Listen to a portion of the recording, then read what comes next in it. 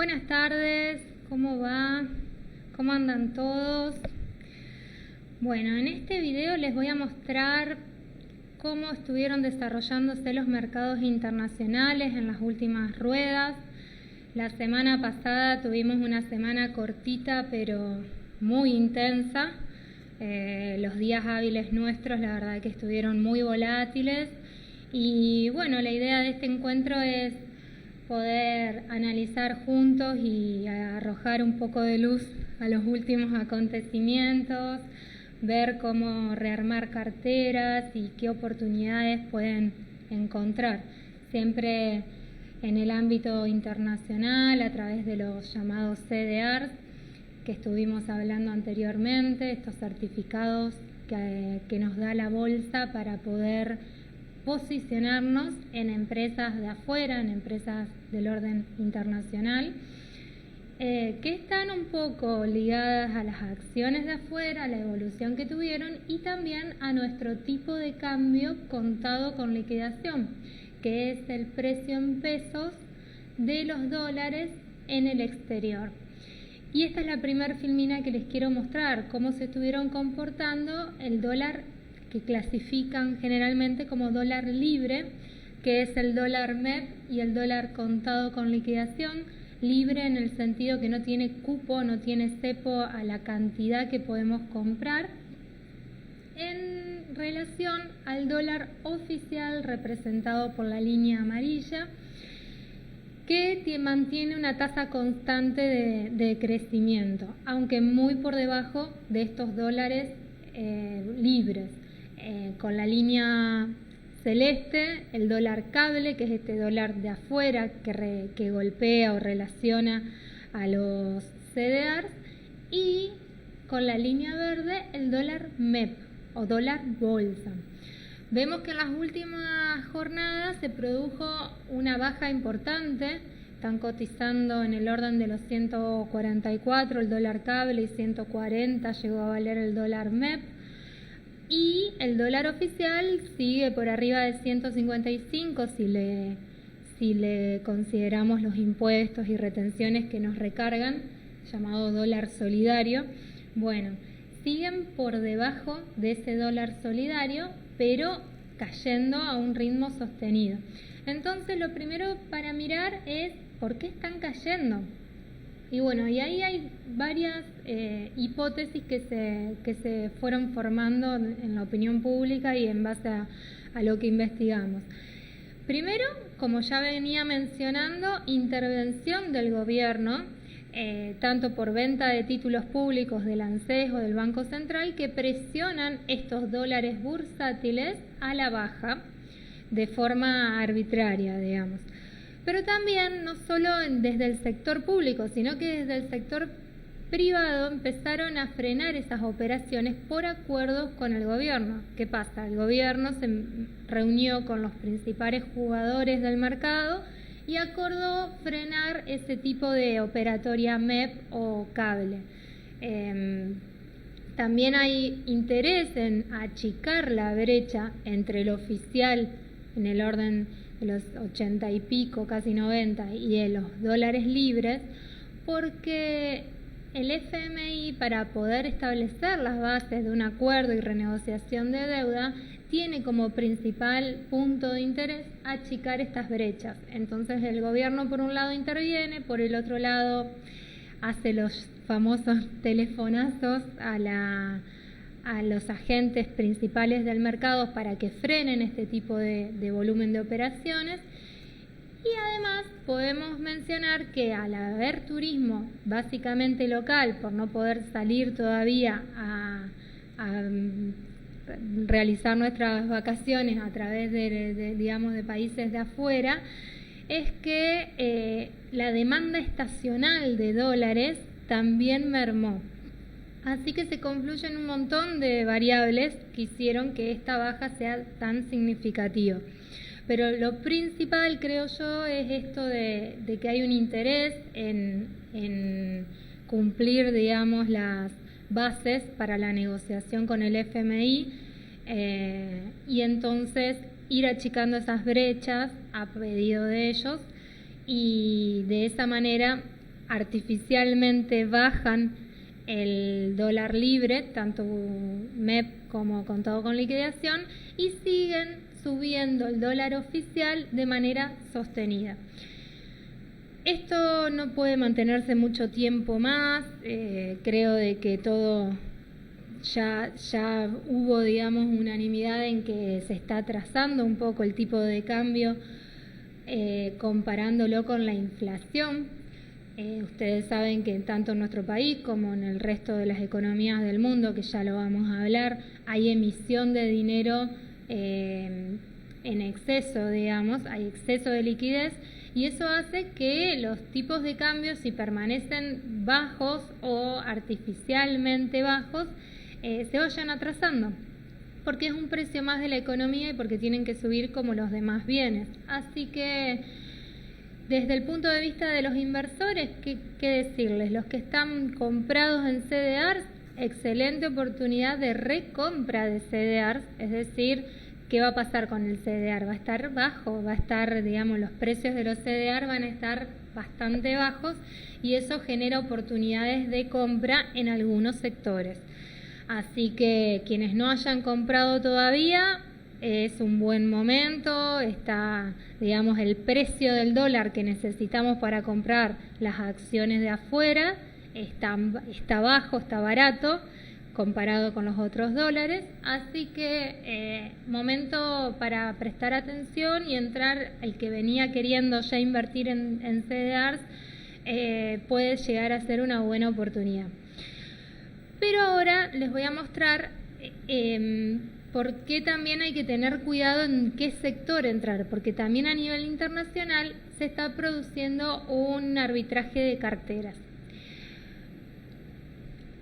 Voy a mostrarles por qué el dólar cable influye en el precio de los CDRs y es lo que expliqué en el vivo anterior.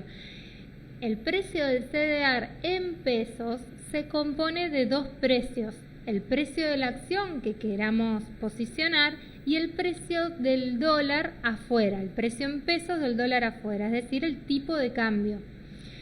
Este tipo de cambio se llama dólar cable y el dólar cable bajó significativamente en las últimas ruedas. Así que por esta variable que presiona a la baja el precio de los CDRs, quienes ya tengan carteras en CDR van a ver un golpe en la cartera. Quienes lo vean como oportunidad pueden recomprar, pueden aumentar posición en algún CDR que les guste porque van a estar baratos. Y el que aún no compró puede ver como oportunidad que al estar el precio del dólar que necesitamos para comprar CDRs artificialmente bajo, puede ser una oportunidad. A ver, acá. ¿Qué estuvo pasando en el mercado ya yéndonos de la parte de dólares a directamente el mercado americano? ¿Qué es lo que estuvo pasando durante la pandemia como para ir haciendo un balance? Lo que estuvo pasando es que hubo empresas que dispararon al alza, empresas que ganaron muchísimo en valor durante la cuarentena y empresas que se mantuvieron al margen, un poco golpeadas por esta situación de cuarentena o de confinamiento de personas y de no poder moverse. Entonces hubo dos, digamos, grupos de empresas generalmente clasificadas en empresas de valor y empresas de crecimiento. Hay una divergencia ahí en la opinión de los inversores respecto a empresas relacionadas al value, valor en inglés, o empresas relacionadas a growth, crecimiento. Entonces, lo que les muestro en este gráfico, que independientemente de que la empresa se clasifique como valor o como crecimiento, las acciones pueden fluctuar por un tiempo muy fuera del índice de mercado, pero hay un concepto en economía que se llama, digamos, fuerza de convergencia, donde este tipo de acciones que se ve artificialmente alzada o sobrevalorada o subvaluada, en algún tiempo, en el mediano plazo, converge a la media de mercado. El índice de mercado puede ser el Standard & Poor's 500, que es el índice más representativo de la economía americana. Hablo de americana porque estamos hablando de CDR, de empresas que cotizan afuera, entonces hay que ver otros mercados. Este índice de mercado es el que generalmente establece una media de rendimientos. En otras palabras, nosotros le podemos ganar al mercado y tener ganancias extraordinarias por un tiempo, no siempre. Entonces, es posible ver que en esta etapa del mercado haya empresas que corrijan, que vayan a buscar la media de mercado porque están demasiado altas, y empresas cuya valor de sus acciones está demasiado baja, vayan recuperándose y buscando la media de mercado. Entonces hay papeles que se alejan del índice por un tiempo, pero no siempre. Ese es el concepto, digamos, de convergencia a la media. En el caso de las empresas sobrevaloradas, es decir, con lo que represento con la línea azul, donde hubo un pico a la baja cuando se produjo la formalización de la pandemia, el aislamiento social y demás, pero después se fueron bien para arriba. En este caso hay por lo menos dos elementos que nos ayudan a ver por qué crecieron tanto. Por un lado,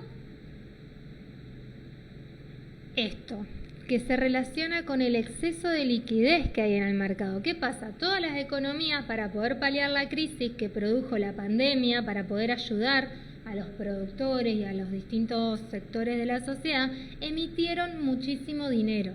Emitieron para pagar planes sociales, seguros de desempleo y todo tipo de, ayudas económicas.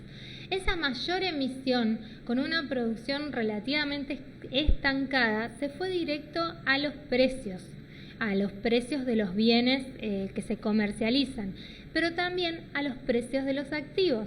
Al empezar a haber inflación, no solo en Argentina, estoy hablando también de inflación en otros países, al haber inflación, los activos de refugio también fueron inflacionados, también aumentaron su valor.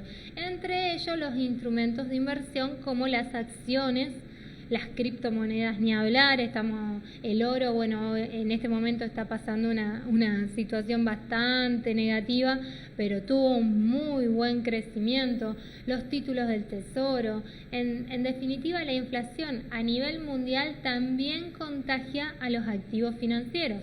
Entonces, esta sobrevaloración que se ve en la línea azul, referida a papeles que pasaron la media de mercado, también se puede deber a este exceso de liquidez. Pero no solo eso, porque vemos típicamente que estas empresas sobrevaloradas están relacionadas con empresas referidas a la tecnología de e-commerce, es decir, empresas que ayudan a través de su plataforma a comerciar productos vía Internet. Mercado Libre, Amazon, Alibaba. Entonces, empresas relacionadas al sector tecnológico es donde vimos la mayor exageración de precios.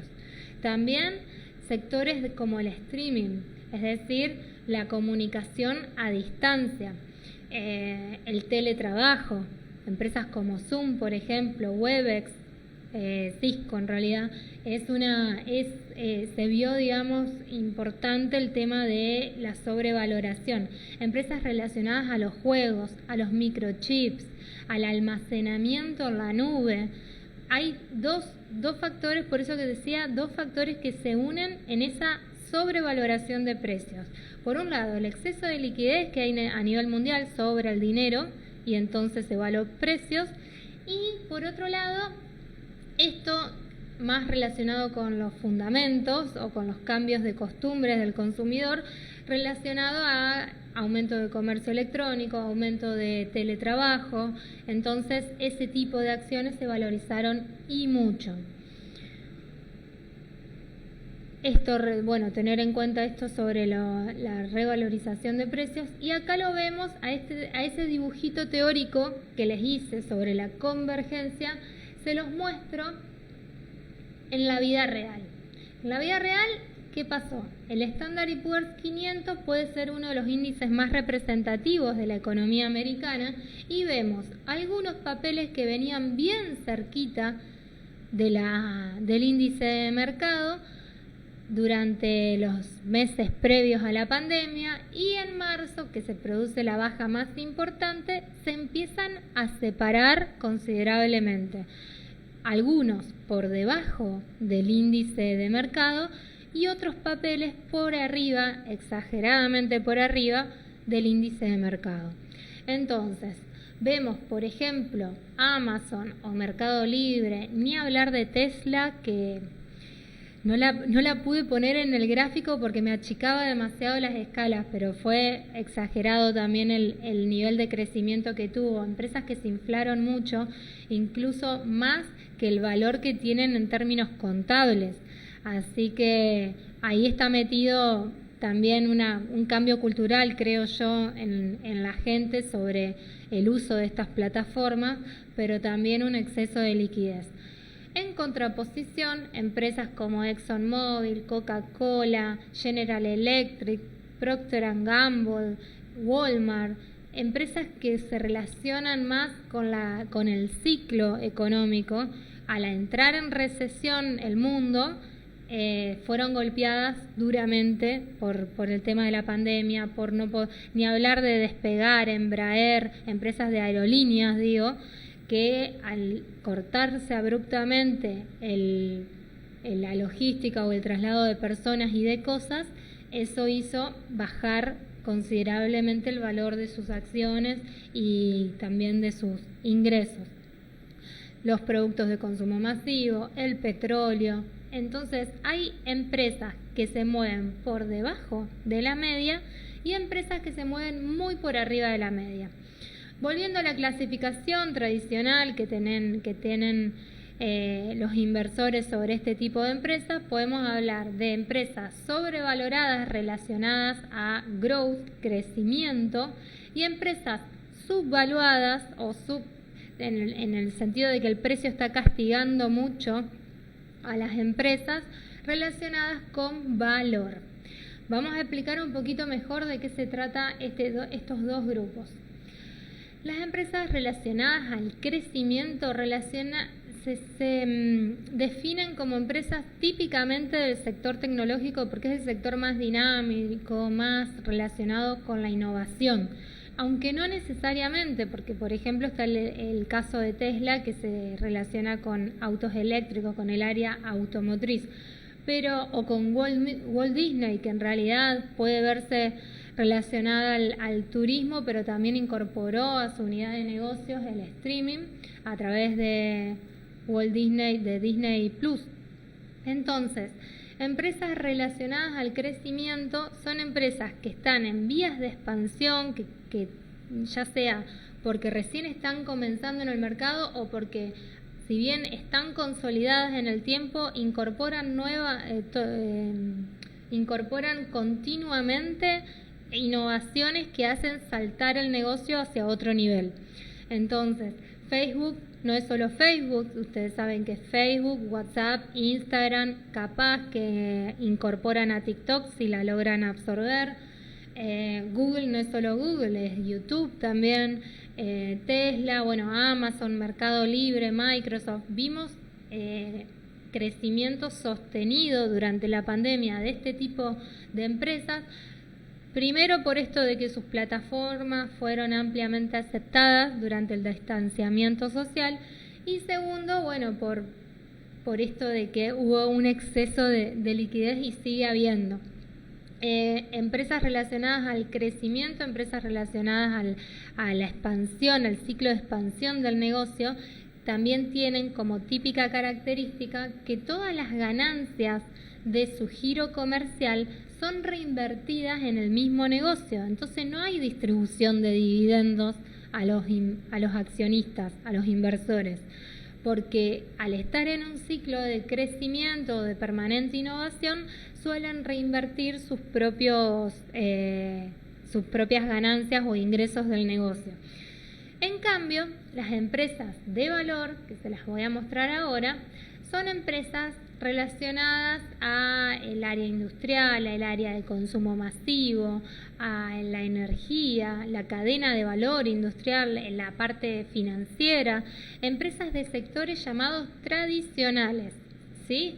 Empresas de sectores tradicionales que están consolidadas en el tiempo, que ya producen ganancias importantes, y esas ganancias tienen una política de distribución activa a los dividendos. Son a los inversores a través de dividendos. Entonces, empresas como Coca-Cola, Barrick Gold, ExxonMobil, tienen cada trimestre una distribución de dividendos a los inversores. Son empresas un poco más estables en el tiempo y permiten a inversores un poco más conservadores generar conservadores, pero dentro, digamos, del área de acciones, que ya sabemos que es volátil. Permiten darle una proyección más a largo plazo, no tan a corto plazo como puede ser el sector de crecimiento. Y ahí destaco algunos CDRs que pueden estar durante la pandemia un poco castigados por las propias características del negocio, que pueden llegar a buscar esa convergencia a la media y aumentar en el mediano plazo. Empresas como Coca-Cola, como Walmart, McDonald's, empresas de consumo masivo, estoy diciendo, que acompañan el ciclo económico, y conforme el ciclo económico empieza a ser expansivo, empieza a haber recuperación económica, estas empresas también suben de valor porque aumenta el consumo. Por otro lado, en el sector de salud, Johnson & Johnson, en el sector industrial, todo lo que es reactivación económica genera aumento del volumen industrial, y en este caso Lockheed Martin, Caterpillar, John Deere, maquinarias pesadas pueden llegar a ser un sector que reactive en la economía. Lo relacionado a la energía, estoy hablando de empresas como General Electric, Vista, Oil y Gas, empresas como Petrobras, en el caso de Brasil, empresas que se relacionen con el petróleo, con la energía, con las fuentes de energía alternativas o renovables, que están también muy en boga, pueden llegar a repuntar. Y se vio ya, el mercado fue descontando en el precio una buena suba de ese tipo de sectores. En el sector finanzas, el JP Morgan, Wells Fargo, empresas que ya están de hace años en nuestra economía, y son empresas que ya están consolidadas, que reparten dividendos. En el consumo masivo olvidé de mencionar Procter & Gamble, o empresas del sector turismo o movilidad de gente, transporte, digamos, aerolíneas comerciales como Embraer, como American Airlines, como Despegar. Esas son por ahí buenas apuestas si uno está posicionado en una expectativa alcista en las economías, en que estas vacunas van a empezar a surtir efecto a nivel masivo y van a permitir que se abran las fronteras. Ese tipo de empresas puede llegar a pegar un repunte, aunque nuevamente en el precio ya se fue descontando esa posibilidad. Y otro sector para mencionar, sector minero, que viene recontra golpeado, en parte por el auge de las criptomonedas como reservas de valor, en parte por el aumento de los bonos del Tesoro de Estados Unidos, que hizo migrar a inversores del oro hacia bonos de Estados Unidos por el aumento de la tasa que estableció la Fed. El oro fue bajando y mucho, pero es tradicional, es un sector tradicional de reserva de valor. Ahí menciono Vale porque no produce oro, pero produce otros metales que son necesarios para la producción. la segunda minera más grande del mundo y va a generar tanto, bueno, en realidad en todo lo que es materias primas se estuvo valorizando, así que atención con las mineras, con las petroleras, empresas, ya digo, de la cadena industrial más tradicional. Estas empresas son las que debería apuntar un inversor que quiera entrar en este momento donde el CDR está presionado a la baja por la baja del dólar cable. Bueno, eso da una puertita, una oportunidad, pero no en todos los sectores. Opino que el sector de crecimiento, es decir, estas grandes empresas, le llaman afuera FANG, en el sentido del grupo de Facebook, Amazon y Google. Facebook, Amazon, Apple y Google. Ahí está. F-A-A-N-G, FANG. El grupo FANG son las empresas, digamos, con mayor volumen tecnológico.